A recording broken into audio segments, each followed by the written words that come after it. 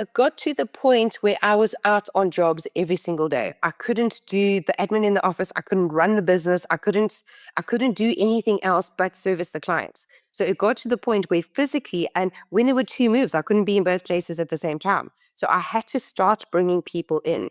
As a small business, like all entrepreneurs, you start in your network. My closest network was family. So I started bringing family in. It was great at that time, but I found that as we went through the scale up journey, it added more complexity to the issues and to the growth part of it. But at that time, it was amazing, and they had the passion, they had the value, and I taught them the skill. So they didn't have all the skill, but I could teach them different elements of the skill. It worked in the early stages. As we started growing and I started plugging more people in that weren't family members, it then started getting exceptionally messy. So we had to come to a standardization in terms of how we hired people, what we were looking for, what we expected them to do, how we paid them. Because family members are generally the cheapest labor you can find.